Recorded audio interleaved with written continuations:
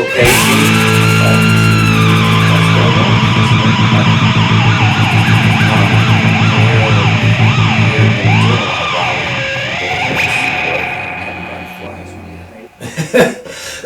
But it's not to say that won't happen. You probably actually flew in. Have you been traveling a lot?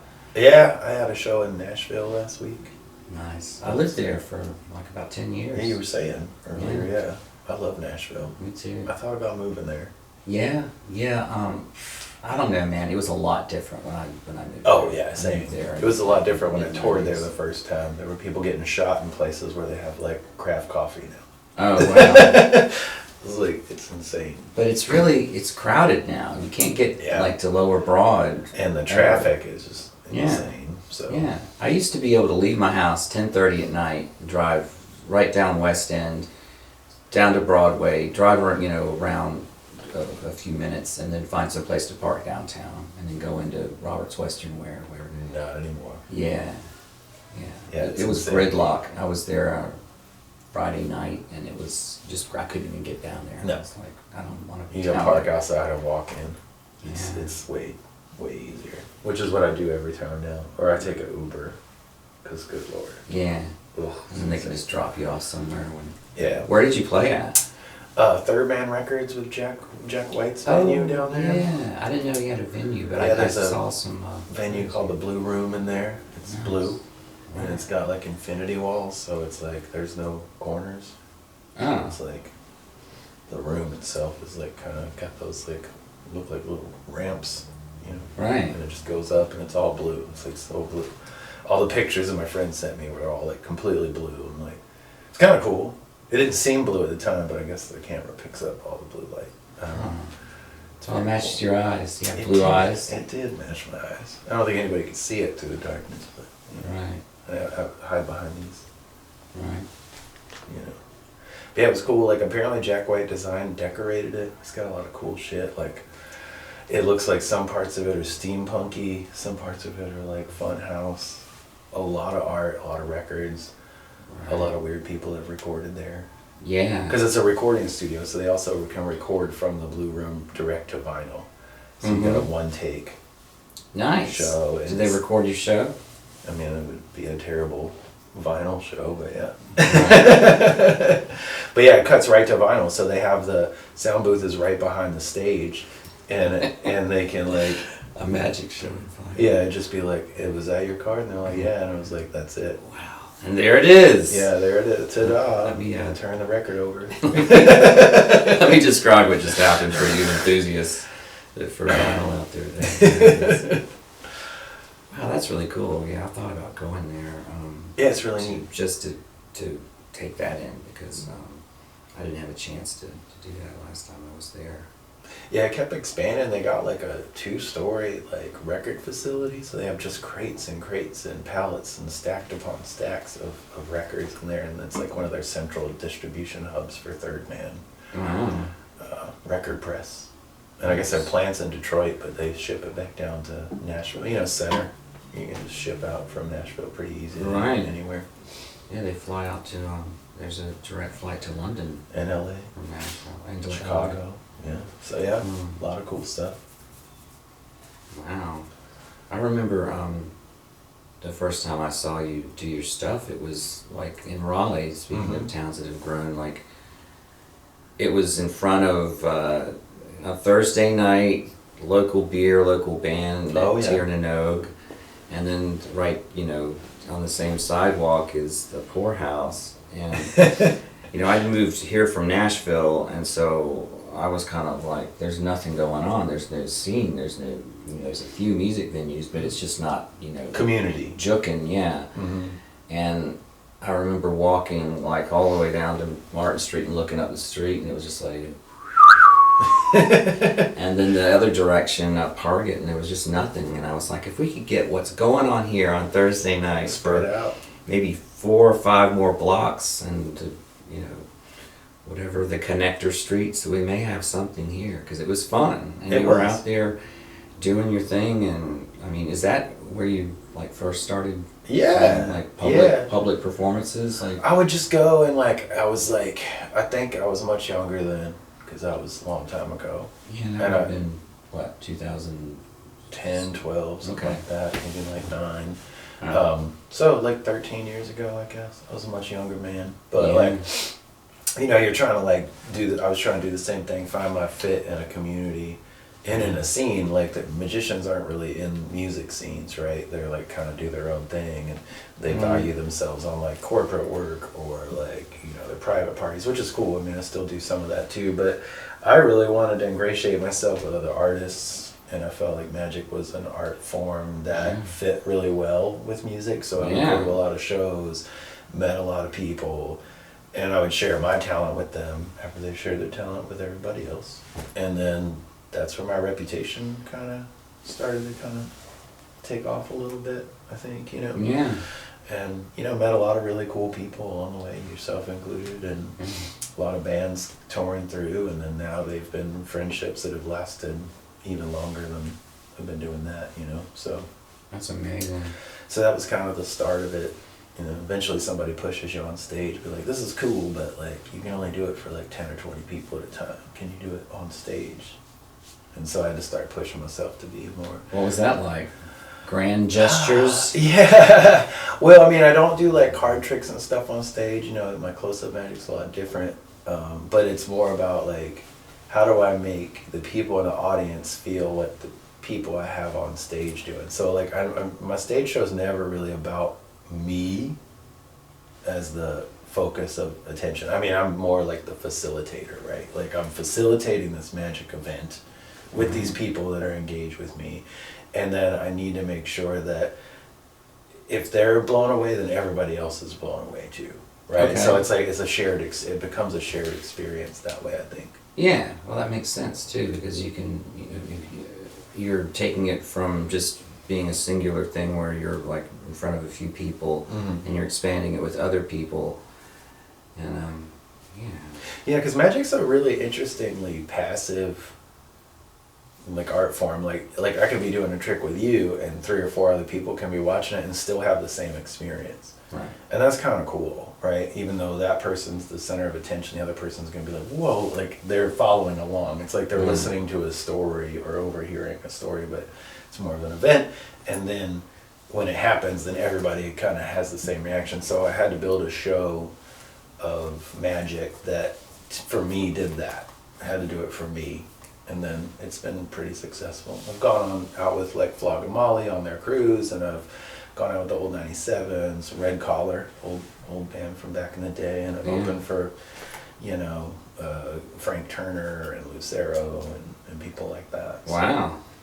And you like, as far as like traveling stuff goes, you've been going like nationwide. Have you gone to Europe and? Yeah, I've done a show in Milan. I did a show in the UK. Yeah, it's been a wild ride. Like, and it's funny because I always show up and I'm just not the normal recipe for a magician. You know, I'm a little bit more.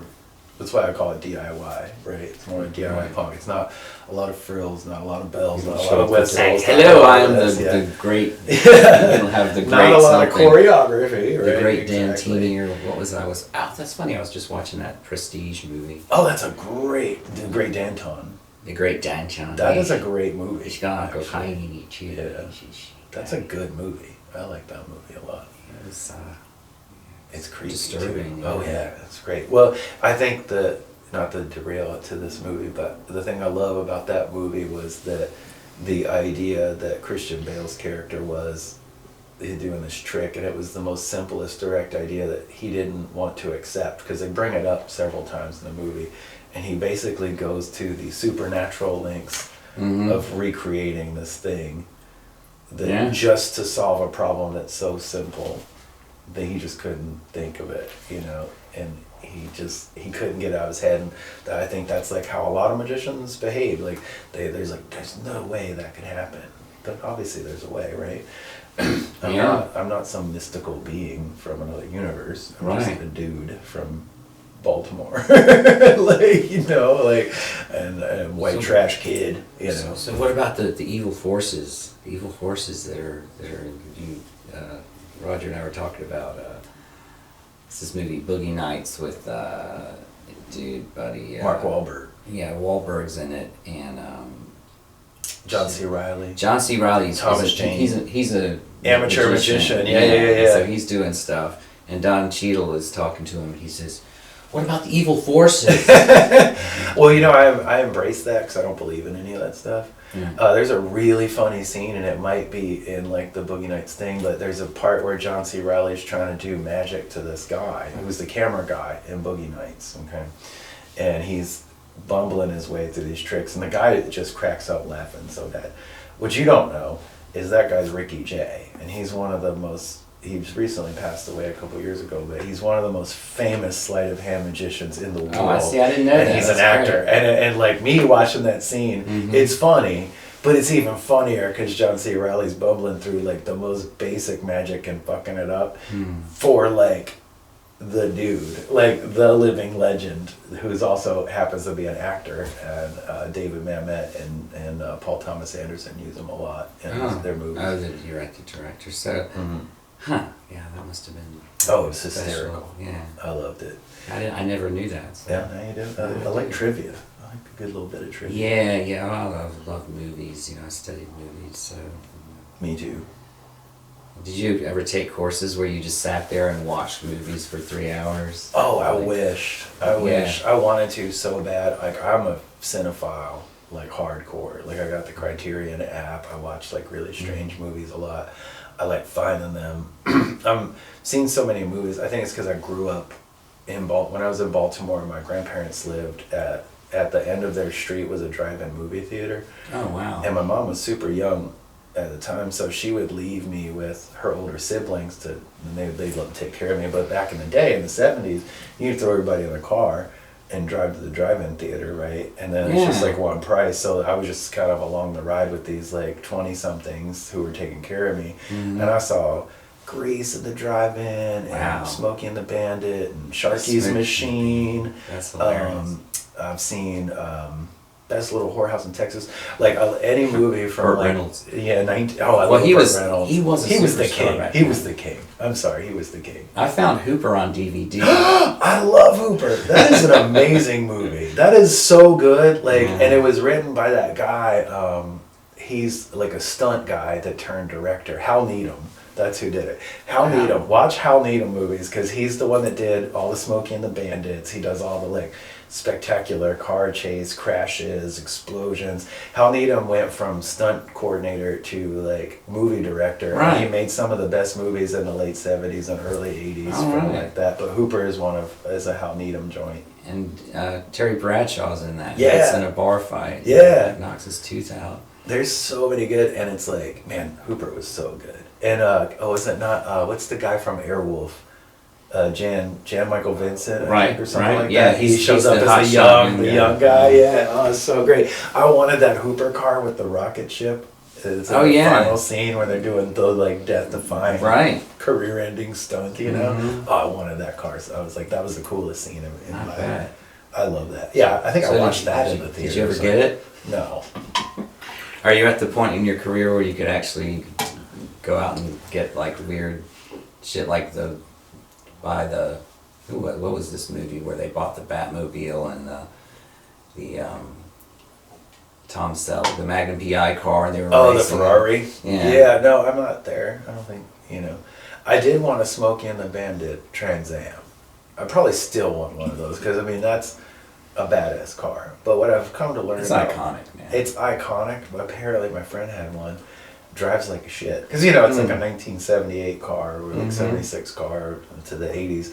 Suspension hasn't really improved. Like, you know what I mean? Like, the cars they were good for the time, but like now it's kind of like buying like a rotary telephone and being like, well, I got this cell phone now. You're right, and and you have that, and that's you're cool. depending on it to be safe. And it's not fast at all. You can't yell at the telephone and be like, hey, can you call Eliot? Right. It's like, no, it just doesn't function. It's like, zip.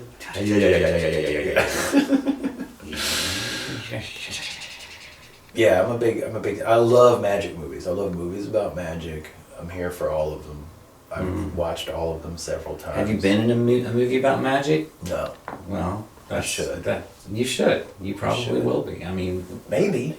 You probably will. We should manifest it here. I want to be in a movie. Now, You should talk to my friend. He's a manifester. He's in Random Mother with Roger. He's won these lottery, whatever. He's won like a ridiculous amount of time. He just won twice this week. he's just dialed into the universe like that, huh? He doesn't. And I mean, I believe there's things like that, man. I believe that there is forgotten things that have happened that human beings have tapped into before that we're not in touch with now. And that maybe some people are, but it's not something that is taught to us, as kids, like in maybe older cultures where you would have to spend time learning how to get in touch with your chi and the spirits of the universe that can Well, if you think about it, we these just things like happen. cloud up our existence, right? So like we're constantly like with our phones and our social media. distractions. And it's just like, it's so much more intense now than it probably ever has been, because the level of cross chatter and connection among people is like tighter, for lack of a better word. It's just like so much this. So a lot of times I think that's why a lot of people are really depressed, because they've let the world kind of like, they get swallowed up, and sometimes you can just be like, shh, I don't have to pick up that phone. I don't have to post on social media. I don't have to look at Facebook or Twitter. I can just be. And I think that's what COVID did to people. And it made people just be, and I don't think people were really happy with what they saw in themselves, Oh, because we've gotten so far away from that, like being back connected to who we are, as people. Like we had Atari and shit, but that shit gets boring after a while. I'd go run in the woods and play with sticks, and they would be the most intense machine guns I've ever had in my life. Yeah, me too, man. And then now they're like, oh, we just get a real machine gun that shoots like pellets, and I play video games. I don't have to leave the house. Yeah, it's like, it's so sideways. And not to be that old guy that's like, oh, back in the day, because I mean it sucked, but like, I kind of like it better than nowadays. It's a different way to relate to the world, you know, and to me that it's almost like this power to relate to this many people is given to somebody who may not be the person that needs to be talking to that many people, and being able to say something that may or may not be true and inform people. Well, it's almost like it's fast food philosophy, right? Or fast food fast food philosophy. Like I really hate it. I was on a podcast with my friends who were therapists and also happen to be Buddhists, and I'm a Buddhist, so we were just having these really great conversations, and I had asked them, I was like, what do you feel about like these memes? Because like people share them on social media and they relate, right? They'll say something like, I actually shared one or something. It was something like, well, living is very hard, but when you realize you're the person who's in your own way, it's a sad truth, right? And you share it, but most people share it and then they forget about it. They don't live it. They're like, oh yeah, I read that thing and I totally related to it. Here it is, share it, move on, and then you just keep being you. You don't really like ruminate on what that means. Right. It's very fast food. It's very low level transactional to make you feel like you're connected to the world. Yeah, there's a little. You get a little blip, but that's it. You don't really sit down and go, wow, what does that really mean to me? And how does that really affect my life? And to me, like, that's, like, all my magic has got really big, existentially nihilistic and Buddhist, and it's total performance. But it's really based on, I want it to be an extension of me, and these are things I'm concerned about and I think about, so I want to put people in a magical place where they get to experience something like that too, that's just upending to their worldview. Right. And I want that. If I can do that all the time, I'm down. Even if I just give you a moment of that. If I give you the fast food transactional moment that makes you go, how the hell? And I'll never tell, so it doesn't matter. But yeah, so all my stuff is like, and if I talk with friends, I'm sure they get tired of it, because I'm all like, philosophy this and these, and this is how you should look at the world, and this is how I look at the world, and I'm confused about it too, but I like talking about it with other people. Right. And being magic, it's so arcane and clandestine information, right? And it's old, and it doesn't use cell phones, and it doesn't use camera tricks. Like when I do it, it's very personal, and it's very rooted in an arcane art form, right? Yeah. It's just a stack of pieces of paper. Right. That's it. What did you start off? Did you start off with doing cards? Is that where everybody kind of starts, or is that like a? It's the building block. So with cards, you can do every single effect in Magic, and by effect, there's only like a 7 or 8 of them, right? You know, like translocation, like making something go from one point to another, right? Or a vanish, or a production, or read somebody's mind, or you know, tear something in half and put it back together. Everything that you could do in Magic as a totality, the cards are the blueprint for. All right. So any stage Magic, you know, anything, like if it was like making 50 people disappear on a stage, I just make 50 cards disappear out of my hands, right? It's like the same, the concept is really the same, it's just the tool is different. Right, that's the tool. So cards are like that architectural blueprinting for Magic, all Nice. Magic. So Yeah, that's why they relate to people so much, because you can do so much with them, you know. Not like that a lot. And you can know shit, thousands and thousands of card tricks, and most of them will probably all work the exact same way. It's the reveal, right? We need to put some music on to cover up my stomach. You're fine. Maybe it's my stomach, and I'm Oh right, ventriloquizing you. You're a magician, Yeah, so I'm going like, that's you. That's just me. Oh, well, that makes me feel better. Ventriloquist stomach. Yeah, we have sometimes put music on for the episodes just to have Oh, it's fun. a thing. I don't know if you want to grab something. I just showed my butt.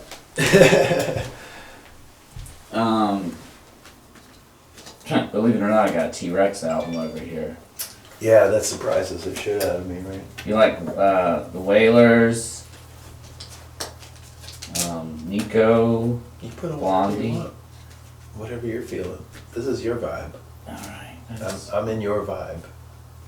what we got here? Ooh. That's gonna be a little too much. Ooh, I got Def Leppard in here too. Is that what Which the... Leopard do you have? Pyromania. Oh, so he had 2 arms at that point? Huh? Did he have 2 arms at that point? Yes, but he was already working with electronic drums, Oh, which I think is pretty interesting. Yeah, for sure. I think it's kind of neat that he was already working with electronic drums, and that may be the reason why he realized that there was, you know, other options for him. yeah, room for it, yeah, for sure.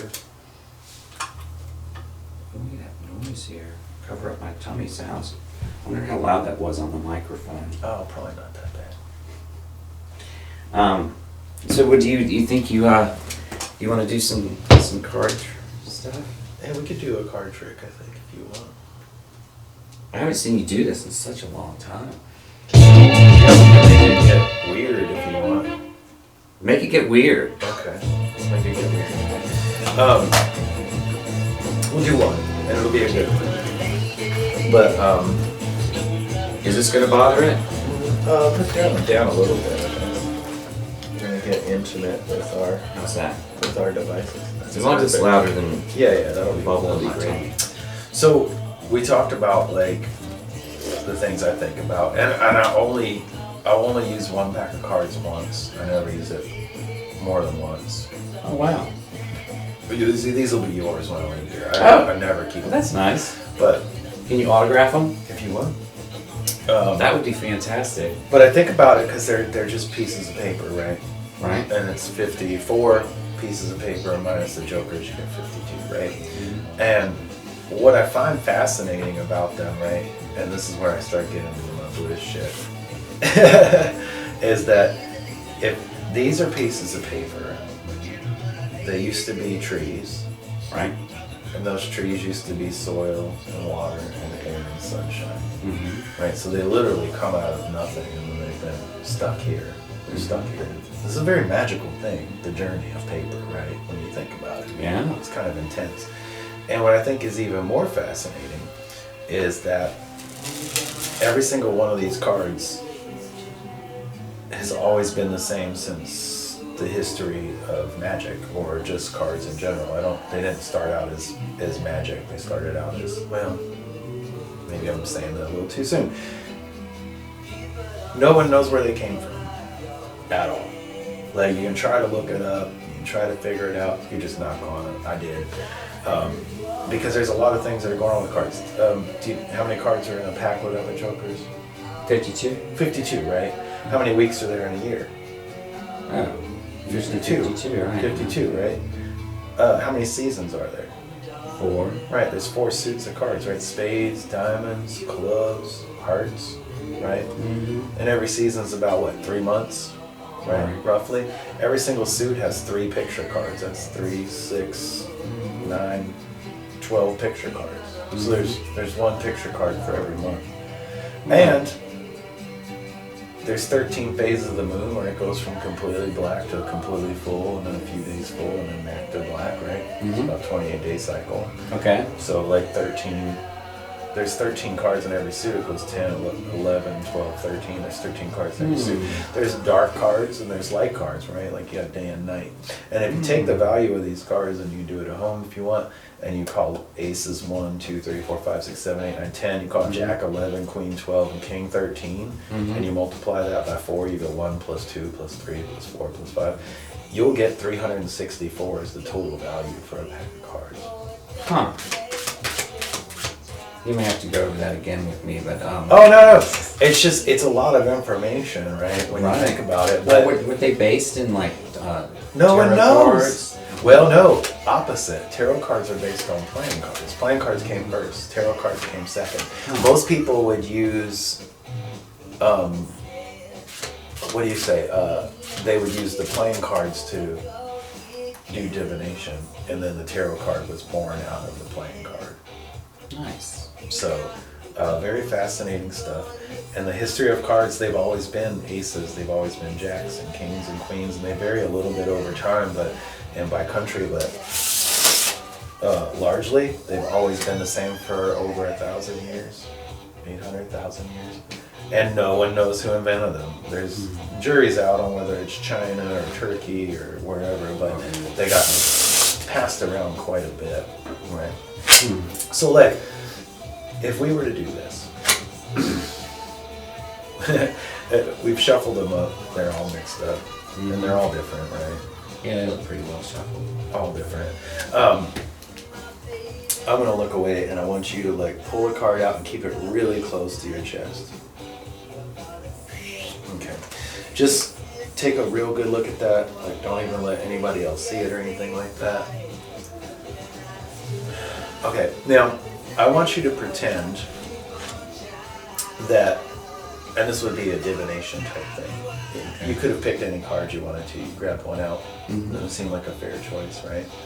Yeah. And if I was holding it right here to the camera, and I'm looking at the back of it, so it would look like this to us, but it would be different on the front, you know. But I had your card out. I can't have it out, you have it, actually. So I'd have it here, and I'm showing it to the camera, and we're both looking at the back. Let me know when you can visualize that. Visualize you doing that? Yeah, My card for pretend, doing that? like in a pretend realm. Okay, so I'm visualizing my card in your hand doing what we just did. Facing him. Okay, I'm doing it. You seeing it? I see it. So it's red on the back and everything like Yep. that? So if we flipped it over and looked at it, we could see the face now? Mm-hmm. Can you visualize that in your brain? Yeah, it's pretty good. King of clubs? What How is the that? hell did you do that, man? Let's see it.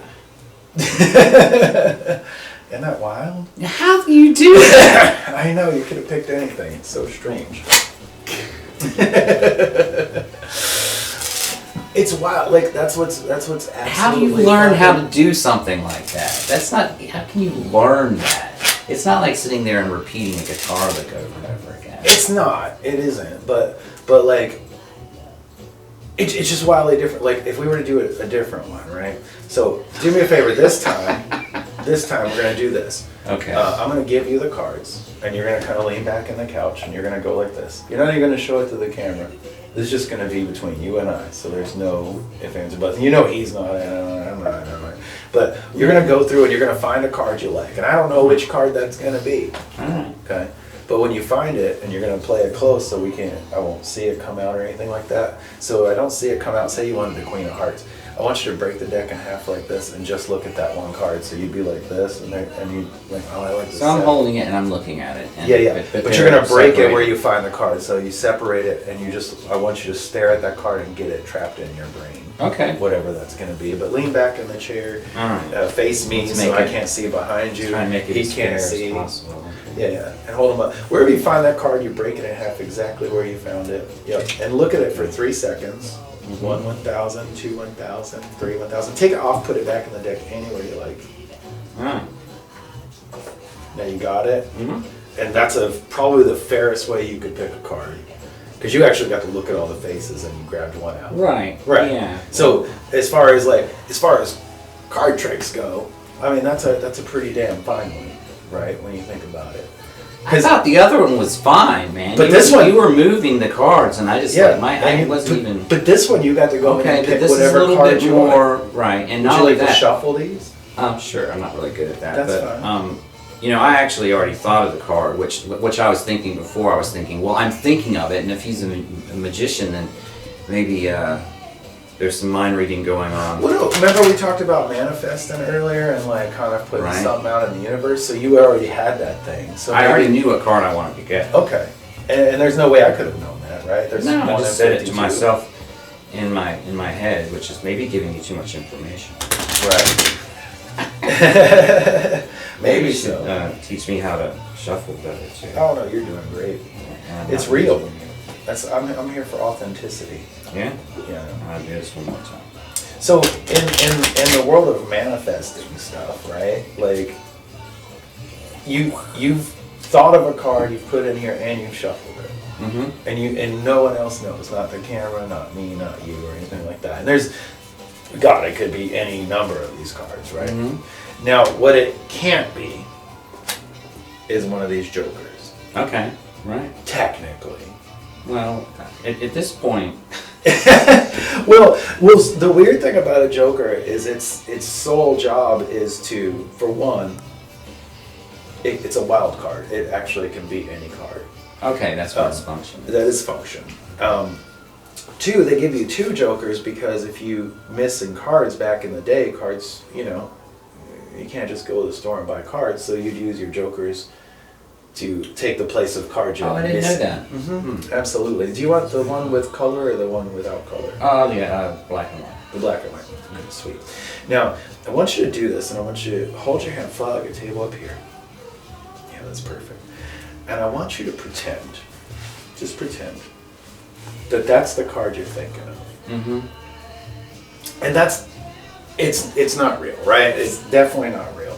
But I want you just to pretend for 2 seconds that that's the card you're thinking of. And when you really believe that's the card you're thinking of, before you turn it over, I want you to tell everybody what it is. What card are you thinking of? Well, the card that I picked before, it was the 2 of Hearts. Now, 2 of Hearts. You could have picked 4 of Clubs. You could have picked Ace of Spades. You could have picked anything. It just popped into my head. I want you to believe that joker is the 2 of Hearts. I would believe that, considering. Okay. You just blew my mind. When you got it, when you believe it, I want you to turn it over. Okay. So what I'm thinking about is that there's a Toyota that's on either side, and then there's hearts. There's two hearts actually. Yeah. In there, and it's red. Okay. Turn it over. But I'm afraid. Don't be afraid. How did that happen?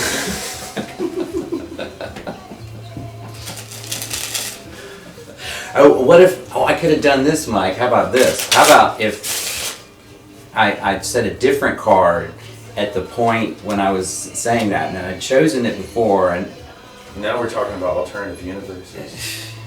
Right, and it's like all of a sudden I picked the card, I did this, I shuffled it, I did all that stuff, and then at the last minute, instead of saying the 2 of Hearts, I'd said whatever, the 4 of Clubs. And then you're like going, oh no. Oh, I mean, I've had people do that shit before, I'll be honest with you. Yeah. And it's fine, like, a lot of times you have to control for it. Do you know what I'm saying? So, you just control for it. That's all. You just control for it. And you teach magic too, don't you?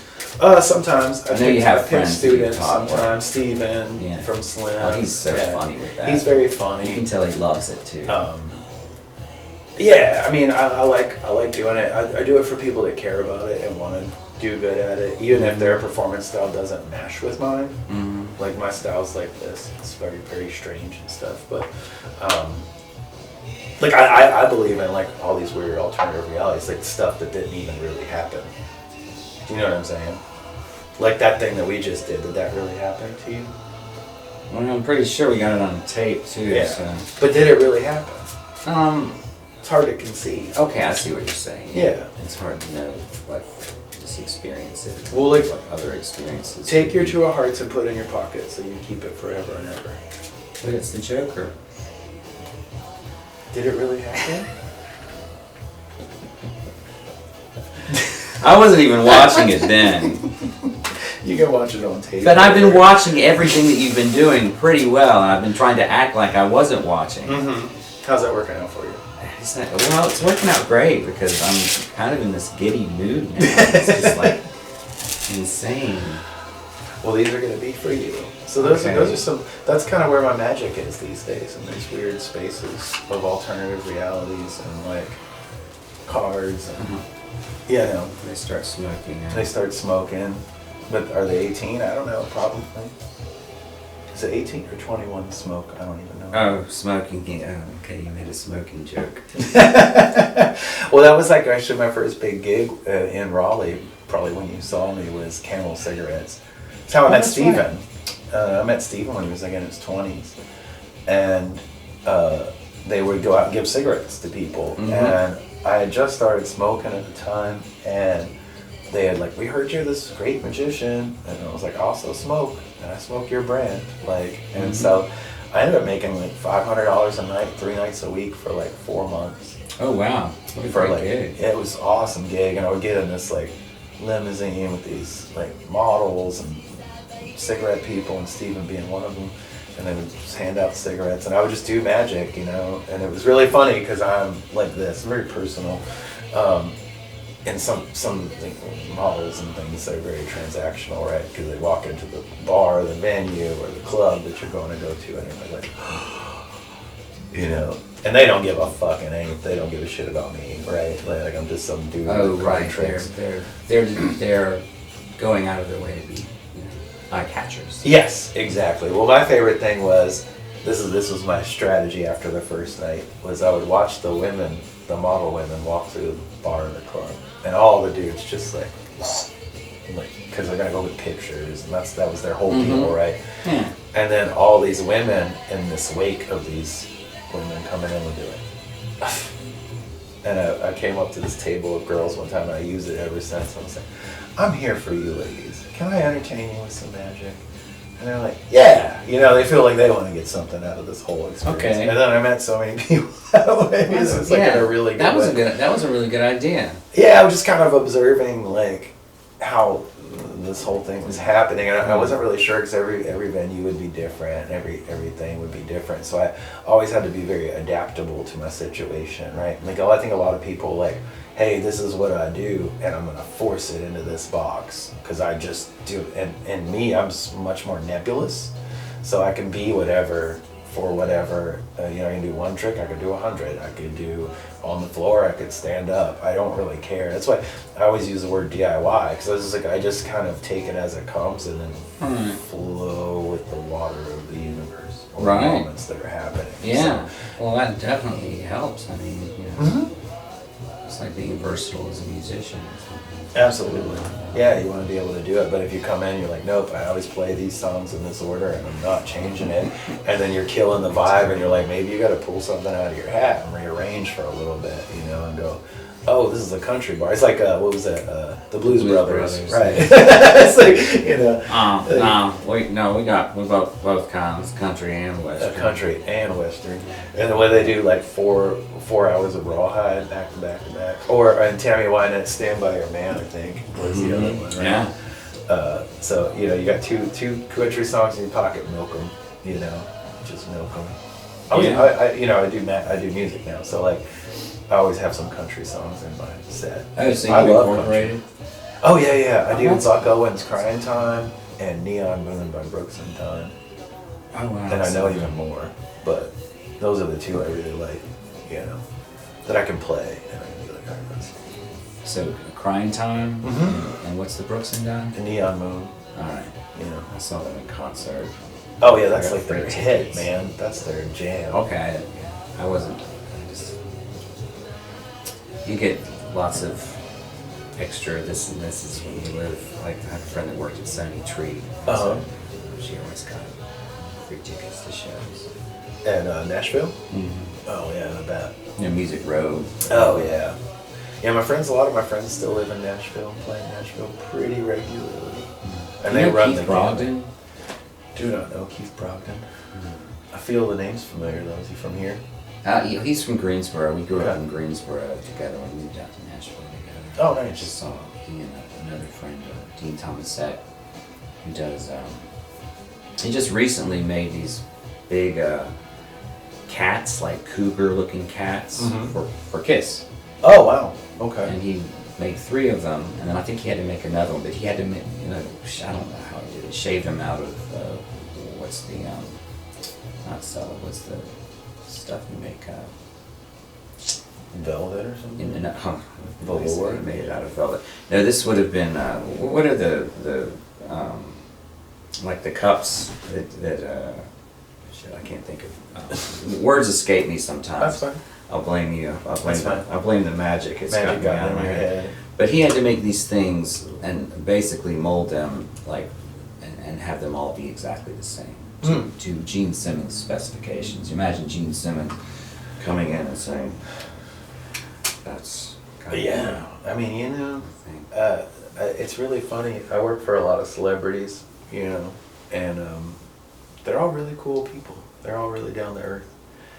Probably the one I did in February I thought was pretty awesome was I did Magic for Bruce Dickinson, you know, Oh, wow. from Iron Maiden. Mm-hmm. And he was kind of stoic, you know, did all this stuff, and he's a very cerebral man. He wasn't stoic in a bad way. He was really engaged and stuff, but you know, he's British, so you know, who knows. But then Stiff upper lip. stiff upper lip, and he was just really cool, and he like brings me some shirts. He's like, "I got you these shirts. I can't wait for you to see my show," you know. And it was just me, and I walked him on stage, walked with him up to the backstage when he gave his like talking tour in Raleigh, and I just had a really great night. He was awesome. I got him these reservations at a Michelin star restaurant in Chicago. That was my friend's restaurant. So I just had this really good thing. So I used to get bullied by kids that would wear Iron Maiden jackets in the 80s, you know. Right. And they just thought they were so badass. And that kind of works. I mean, Eddie's kind of badass. That's just terrifying at face value, you know, as a child. A corpse that is your. My dad raises me on Neil Young and the Eagles, and then I see this Iron Maiden thing, and I'm like, oh, and it's really cool music, you know, obviously. But these I like guys- that. I like them. Yeah, I do too. And then I did this magic for him, and then my friend from Sweden who used to play bass and against me texted me on Instagram and was like, oh man, Bruce Dickinson's talking about you on his podcast. And I'm like, the fuck out of here. What? So I find this podcast, and they're talking, it's Bruce Dickinson's podcast, and he's talking about his tour that he's been on for like the last like 4 or 5 months in the United States and all the places he did. And then he just kind of like at the end of it, not even at the end, he just starts talking about meeting me. And then he goes on for like somewhere between 6 and 10 minutes. About what a great experience he had on his podcast, and he's over the moon about it. Like he's like being very like open, and I was just like, "Holy shit, Bruce Dickinson likes me. This is fucking awesome!" Like, you know, like I do a lot of stuff, and you're just like, you always want to be remembered or whatever. Your continuance, as they call it, you know, my continuance was really strong with him, so it was really kind of nice, and it felt really good, and did a really good show for him and his friends and stuff. And there was just like 2 or 3 of them, so. It's like his girlfriend and his best friend from school, and that was it. You know, it was just 4 of us. And then my friend was tour managing and production manager, and he was like, "I told Bruce that you do some magic." He was really interested, so then I showed up, you know, and then just kind of lost my mind. And then even lost my mind again, had to repeat losing my mind when I heard him on the podcast. I was like, holy shit, this is so cool. Like, you don't get that kind of stuff, you know. Like, to make an impression on somebody who's seen a lot of shit. You know, and then he told me about the time they took a magician on tour that ripped out part of his hair with a machine they put him in. I got some thing, and it ripped out part of his hair when he had long hair, and ripped his hair out because it got caught up in the gears, and he had to wear gaff tape to cover up his bloody bald spot for the show. And I was like, man, I'm surprised you still like magic, bro. You rip out. So that it ripped out Bruce's hair? Mm-hmm. Yeah, he would get into this like illusion, and it had gears that like wound it closed or something, and his hair got trapped in the gears. Does he still have the? When I remember him with this long. Yeah, that was that era, I guess. Oh, wow. I don't remember. He talked about it. What year it was, like 86, 85, something like that. I don't know. Right. But yeah, and he had long hair. But he's really funny. Man, he's ripped. Oh yeah. Ripped. I'm like, wow, I just don't do enough with my life. Like Bruce Dickinson is fucking ripped. Does he just exercise a lot? I guess so. He's just like really dialed into life. Like that motherfucker has figured it out.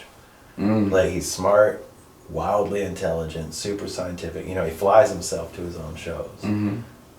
He's just a pilot, and like just when you meet him, you're just like you're definitely in awe of how whip smart and intelligent he is. Like, you know, your parents. I think my parents probably at the time would have been like, "Oh, he listens to this bullshit, heavy metal or whatever," and it's like this motherfucker is a pilot and a scientist. You know, just like shit you just don't think of. The first thing I heard about him was that he was into fencing and stuff. Yeah, and he's a fencer. Exactly. He does all this like really cool stuff. So I was really kind of blown away that I could make an impact on a dude that does so much, you know.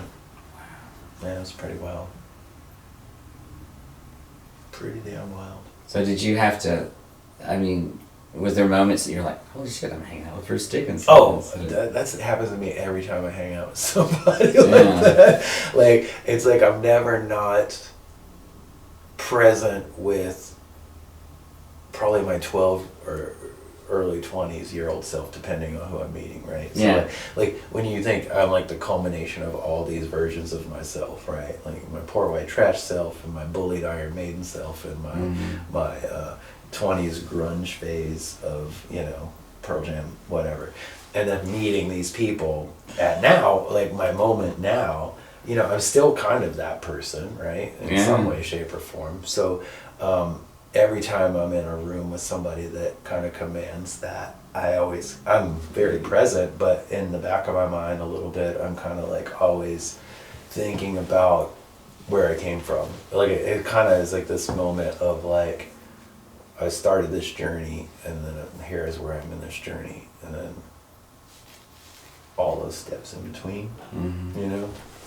So it blows my mind all the time when I'm in it. Like if I'm hanging out with like a Chris Stapleton or Sheryl Crow or Chris Crabber from Dashboard Confessionals, a dear friend, and even we're just friends and I love hanging out with them, but sometimes I'll just take a moment and go, I used to watch you on MTV. Like that's so crazy, you know, and like now I'm just like your friend. Yeah. Like, well, that's a much more of a transformation. I mean, I've met famous people and had conversations with them, and I remember when this guy, well, okay, I'll say Jimmy Page because it's Jimmy Page. Yeah. And I talked to him, and I went back, and he said, "Oh, Eliot," and I was like, "Oh shit, I know." How much do you want to just fall over dead? Like fall over dead. Like it happened to me with Brad. I did Brad Paisley's birthday party, and Joe Walsh was there from the Eagles. Oh, you know? wow! And I blew Joe Walsh's mind, and this moldy tear story, and John Meacham was there. Scott Hamilton, the ice skater, was there. Oh wow! That's crazy. It was like, but it was a really still an intimate party, right, with his band, and that was kind of it, and his family, and then like these close friends, and they had hired me to do magic at his birthday party, so I did, and had dinner with them, and it was really nice, and you know, I'm doing magic for Joe Walsh, and he's inconspicuously dressed like the Pope, and he has a full Pope outfit, not like I bought it at the scary Halloween store, like looks like a Pope's outfit. Him and his wife are dressed like the Pope, and I'm like doing magic, and I'm getting ready to try to just slip out, you know. I never want to make a big production, it's never really about me, you know, and I'm trying to slip out, and he goes, "Son." I was like, "Oh yes sir, Mr. Walsh." He was like, "Can I get your phone number?" I was like, yeah. He's like, "I've been watching magic for a long time. I've always been a big fan of magic." He's like, "I've never seen anybody as good as you." Wow. And I was like, yeah, he was like, give me your phone number. I was like, absolutely. I wrote it real big just in case he was too old to read it later. Because it's Joe Walsh. Yeah, it's Joe Walsh, you know. And he's awesome. He was so great. And then later on, Brad Paisley was playing at Walnut Creek. And then I was, just hanging out with his wife, who was in Father of the Bride. Was the bride and Father of the Bride. And, you Court mean of the Gym. the movie? Yeah, Kim Paisley. Yeah, she's like an actress. I mean, she works pretty regularly. And then Brad Paisley came up when we were outside talking. He just put his hand on my shoulder and was like, "Hey, Michael, how's it going?" And I was like, "Oh shit, you know my name." Of course, you probably would, but like, it's still like weird to like know, Right. And it's been so much time passed. And he was like, "I need a favor from you." I was like, "What?" He's like, "I don't want to deal with like these radio interview people or whatever." He's like, "Can you come in and eat up some of my time and do magic?" I was like, "Absolutely." So I walked in there, and then the radio people knew me from like Dirk Bentley and shit. So they were just super excited to see magic. And then he just kind of kicked back and smiled and then didn't have to like get all too deep on that. I thought he was going to ask you to make them disappear. I mean, I think that was like the intonation. I'm not in the mob anymore, so. Right. Once I left Baltimore and the Wire days stopped, Going to make these people disappear. vanish. So do you do a lot of that kind of private parties? Do you do more of those, or where would you, as far as, because I've heard that you did that too. Yeah. So I didn't know if you, when you go on tour, is it No, when I all go the on same tour, thing, or is it it's a bunch like of different kinds I'll of do things? venues on tour. Mhm. So I've done East Coast, West Coast, Midwest with all 97s. I did probably about 35 or 40 days. And so you like open up for a band, Mhm. like you're part of the tour. I was like direct traveling support with them. I was direct support, so I would go on and I did sold out shows at the Troubadour and the Fillmore in San Francisco. Wow, talk about two. Yeah, I know, historic iconic. Yeah. venues. And I was just like over the moon to be asked to do it, and it was really funny because when they asked me to do it, they were like, "Hey, you should come on tour and be our direct support." And I was like, "You've never seen my stage show?" They're like, "Yeah, I don't know. We like you so much, we trust that it's going to be good." And I was like, but I wanted to prove myself, but they didn't let me. I was like, all right, well, I'm going to have to bring the heat. That's nice. Yeah. And then I did. Well, you're a very likable person. I always liked you too. I can Thank see you. how you. That they would trust me. Yeah, they would trust you, and you're accommodating, and you just seem like a really open person. I mean, life's too short to be anything else. Yeah, I get caught up on things sometimes, and I really What's something you get caught up on, you think? just things that hang around in my head, like like things that will get caught in my head and they circle around. Mm-hmm. And it could be small things. It's I got to work on things like resentments with. I'm in recovery, so. Mm-hmm. But I have people who I talk to, and that really helps. That's awesome. I have like a group of people that are in the same realm Mm-hmm. with that. Same And so- problems, yeah. Yeah, same problems. And so being able to do that it's incredible. And I try and do that every day, even if I'm not in a whatever Good sticky mood. place. Mm-hmm. No, I think it's good practice because I think. Well, even if I'm in a good mood. is Yeah, what you I'm should saying. still do it. Yeah. Well, the practice is the practice, right? And I think Yeah. like I was talking to a friend today about their anger issues, and I was like, and they were like, "Well, I'm just joking about punching stuff," and I'm like, "Yeah, but you're having angry thoughts, and even if you're writing it up as joking, it's kind of like the gateway. You're not playing with dealing. it. Yeah, you're playing with it. That's not good for you. Yeah. It's like and like." I'm a very, like you said, probably open person, but like I really think about things a lot, and I try to embrace different pieces of myself, even when I don't like them. I spend time with it and think about like, well, why don't I like this, or why is it happening, or whatever. So I spend a lot of time doing that. Yeah. And that helps, but that practice every day, even when you don't have to, get you to be better about laying those. I call them rocks, laying those rocks down. Yeah. Like. And I was using it as an example one time. I was like, we get our problems, and sometimes we carry around these resentments, but we choose to do that, right? That's a choice we make. So it's like, Right. I feel like you got this big backpack or you're a little tiny donkey, and you just keep throwing these rocks on your back, and then at a certain point in your life, you start going, why can't I walk very fast? And then somebody goes, well, you got all these fucking rocks on your back. And you're like, You know, I just want to go fast, and it's like, well, you got to start laying these things down. You know, you got to be like, you know, lay them down. I started this process a long time ago. You know, I came from a very abusive household, so I had to learn to forgive my dad, you know, Right. and learn to forgive my mom, and learn to not hold it against myself about how I was raised or where I came from or people that did me wrong. You have to learn how to be like, you know, let it go, like put it down. At a certain point, you just have to be like, you know, it's not worth it keeping around. 'Cause some people like take those rocks out and look at them and be like, oh, I feel all the things. Mm-hmm. Let me put it back in there. Right. You Yeah, know? they don't know how to let go of it. Yeah, and if because you're they- still looking at it and feeling all the things, you're not letting go of it, right? Well, you get a certain amount of from it, and some people think that's what adds to my drive as a person. No. And it's like, you know, it actually may add to your drive, but it's not driving you in a positive way, you know. And you'll be driving towards the same things. Yeah, and it's over and over unsustainable, really. Like, you can't always dip into that well, right? If you think about it. Like, if this thing is always like, say, example, abusive family, if like that's what my drive is all the time, at what point do I let that go? Mhm. You know what I mean?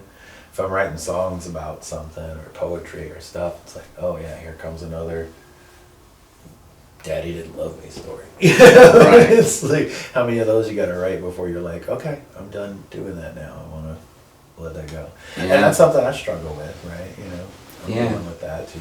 I had to repeat so many, you know, like Mhm. for me drinking, I had to do that badly so many times before I could let it go. Yeah, no, Yeah. absolutely. And then you hit a point where you're like, it's time, right? Yeah. Well, congratulations on your Oh, recovery. thank you. That's Thank awesome. you. That's it's a big step, and it's a hard one too, especially in the culture and the community we live in. It's Yeah, not easy, yeah. right? But see, that thing is, it's so funny. People, they still, and I appreciate that they're trying to be accommodating. But they're like, well, do you mind? I'm gonna think about having a beer. Does it bother you? And I'm like, man, if it bothered me, I wouldn't be I'd still be drinking, Right. or I wouldn't put myself in this place where, right. you know, and the world is filled with things that are whatever temptations or Mhm. things that are hard for everybody in certain places in certain ways and all this and that. But yeah, Yeah, I your think we all spiritual condition is what we call it. Spiritual condition. If your I think. spiritual condition is in a good place, then you can Be go anywhere wherever. with anybody. I love it. I think that's great.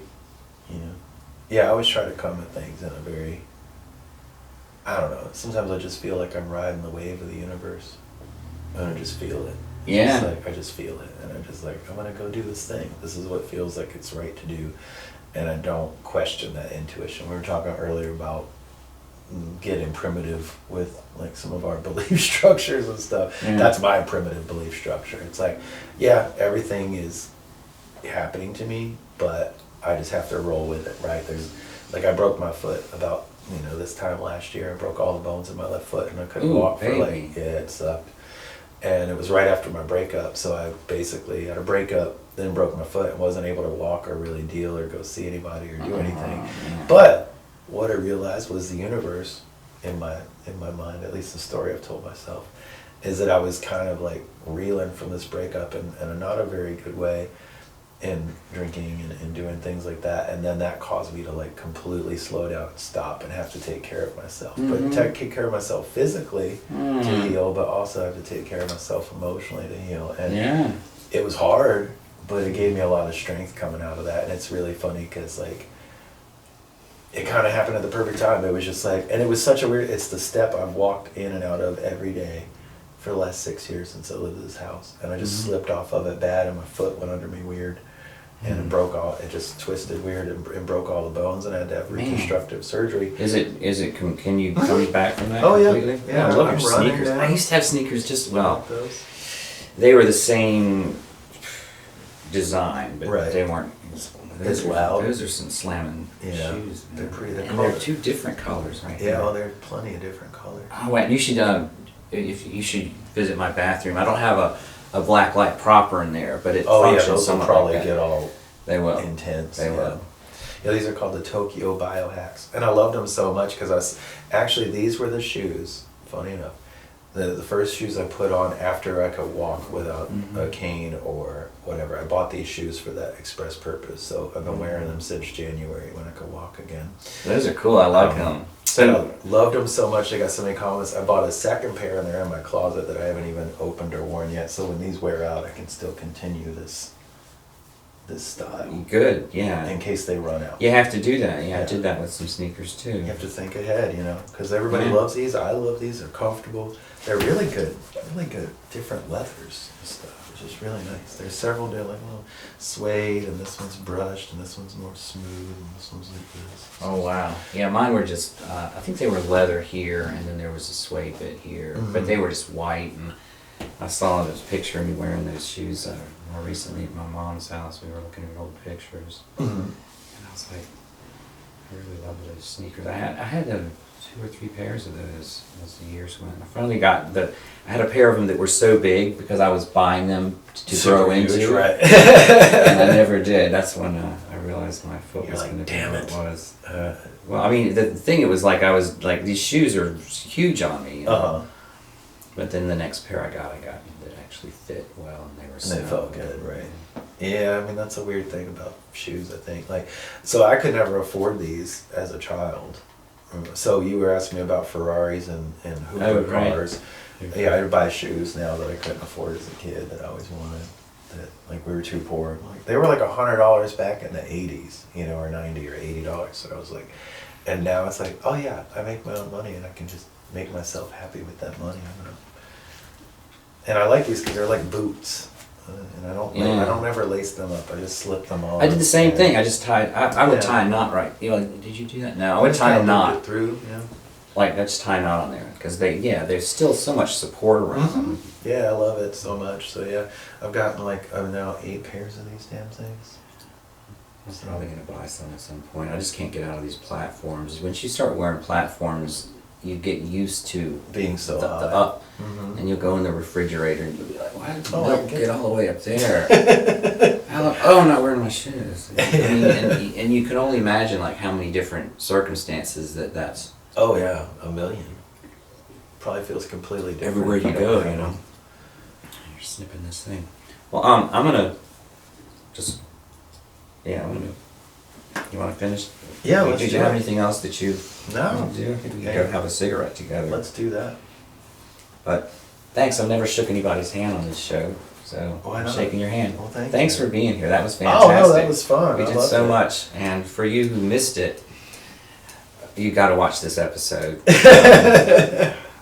Maybe. It's mind Oh, blowing. good. We'll get it out there for you. It'll be fun. I'm just now coming down from that.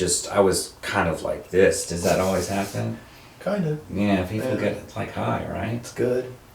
Well, I guess you think about it, like I do tricks so many times, and so from the time they're incepted to the time I perform them now, like I've thought about them so much and like taken every single individual experience and just keep kind of curating it and cutting it to just go right. Do you know what I mean? So Yeah. it's just like every time I do it, it's practice. So yeah, no, thanks for letting me share. Yeah, that was great. Thank y'all. Goodbye. See ya.